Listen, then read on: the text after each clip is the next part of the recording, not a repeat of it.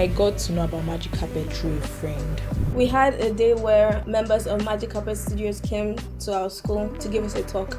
I got to know about Magic Carpet through Instagram. If I were to describe Magic Carpet in one word, I would say flexible. Magic Carpet is astonishing. The one I used to describe Magic Carpet is magical.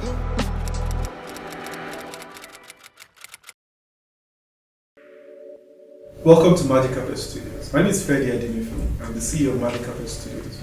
Magic Carpet, like we describe it, is a storytelling company.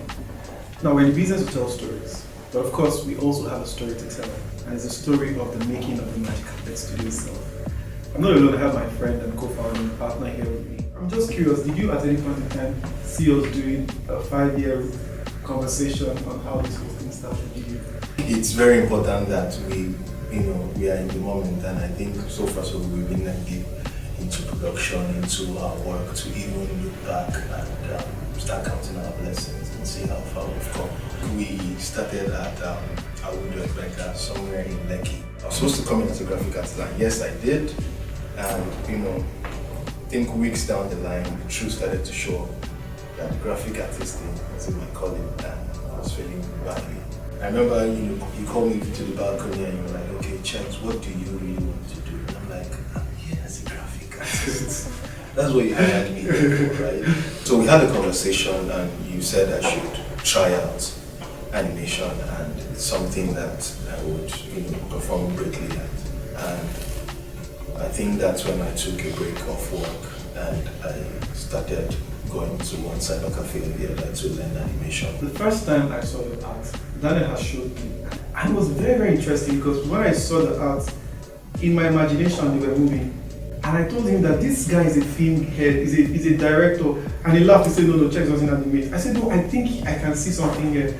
And he was like, okay, if you still want to meet me, I'm going to make you work. And he gave me your number, we spoke. I said that I was going to have a conversation with you, and then the conversation was, can we try animation? Yeah, so after we talked about the animation industry in Nigeria and where it is, right, so we actually made mention and studied the market. I said, okay, and this we would now bet a new company, call it Jolt.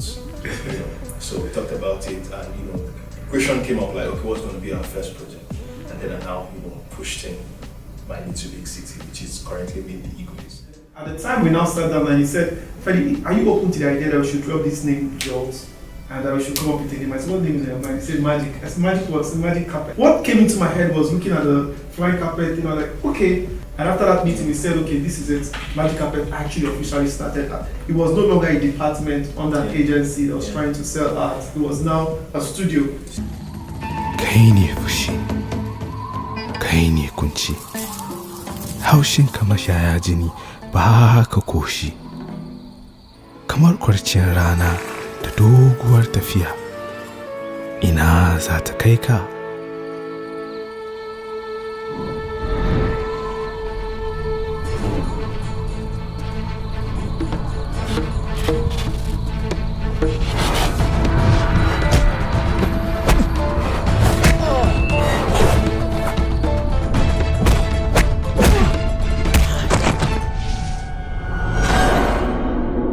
So how do we even start with Passport of Malamelia? We were making MIDI quiz, and then we felt the need to just transition a bit to Passport of Malamelia. And it was a conscious decision. Remember then the idea was that, okay, let's take a medium that is new, that the young people love.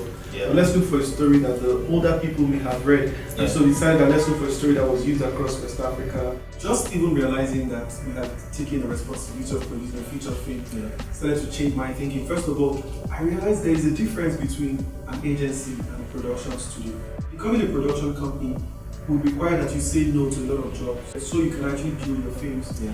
And I've learned through that process. Today we have several awards to show for it. In terms of running a production company that is into film, what has been your major challenge?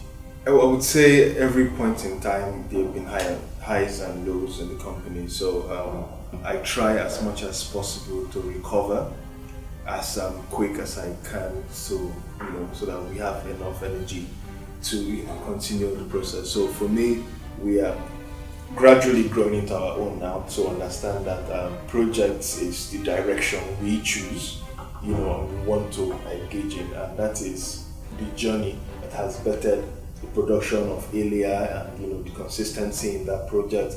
It has also bettered Meet the Igwes and how we've fine-tuned it into becoming a series, and currently in production. We just finished recording.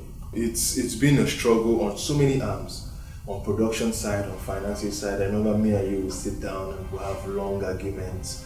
We would argue and we would talk about the art and we'll talk about the business. And sometimes I think it's a very good balance.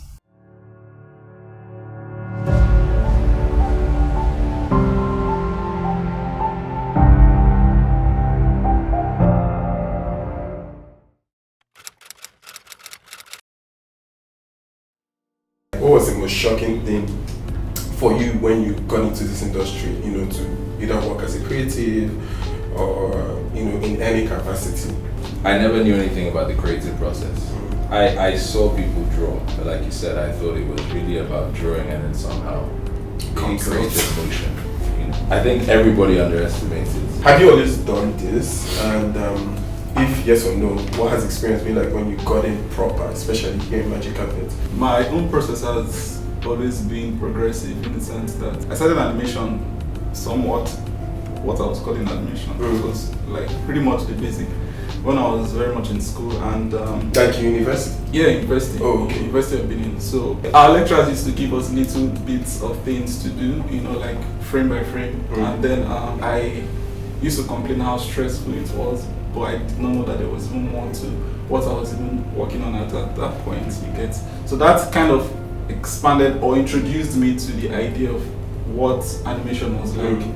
And eventually I expanded on that knowledge. Most of us, we had to find our way from research, studying, digging deep. What would you say for you who may not necessarily be an animator, but you lead the stories department here in Magic Carpet? Writing for animation was something I started 5 years ago.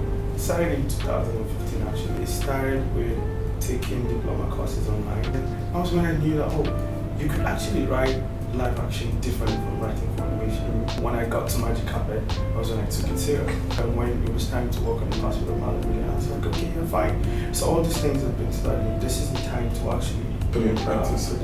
Can you, just shed a light a bit on what it has been like from the past to now in terms of even now leading it here? When it comes to animation, I learned everything here, down to challenge and everything. I remember the first time I joined Magic Carpet, I was telling Jacoby as my director, and I was like, man, guys, see, I want to join this team. Just like, check something like, oh, no worry, I'll be waiting. He just wants to see work and everything. Yeah. For me, cutout has been that challenge for me, you get. I don't see my late years, but this part of my life, you understand?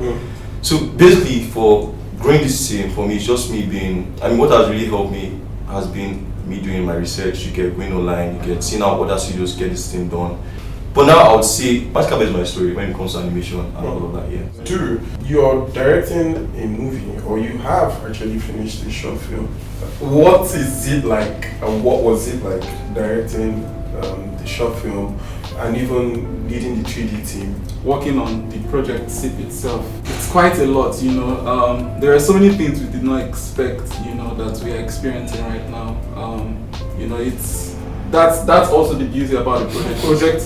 It's one that which is an adventure whereby I get to discover some things that expands on your knowledge and your mind, and your understanding towards things. And even as a company, we got to understand certain processes, and certain routes to go in terms of production and processes.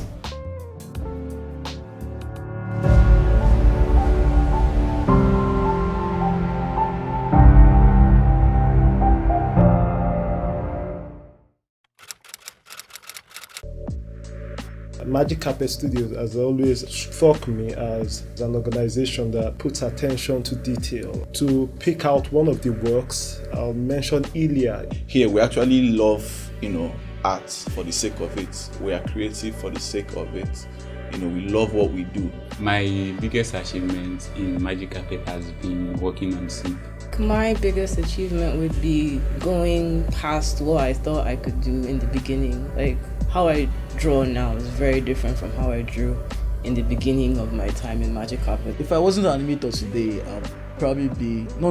I would be an artist, a regular artist, just drawing and painting. If I wasn't an animator now, I'll probably be a footballer because growing up, I love playing football and I have passion for it. What do I love most about my job? I love the fact that I can bring out my imaginations to life. I think of something and then I'm able to animate it. What I like the most about the kind of job I do is about the fact that I'm able to make a character come to life. The animated character I resonate with, that would be Mordecai from Regular Show. Magic Carpet to me is an awesome environment where you find creative people.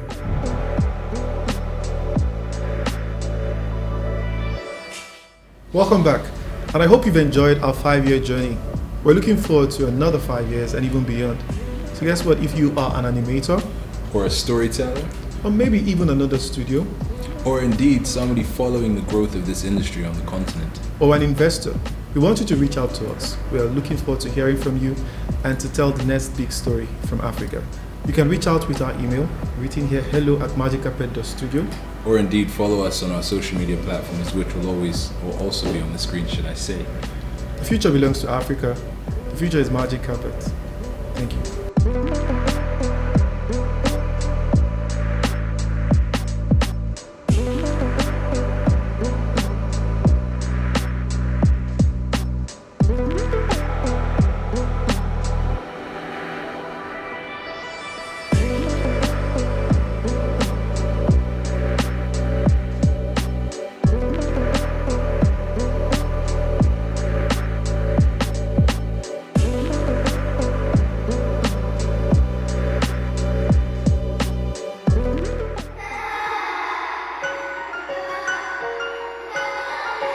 Bye.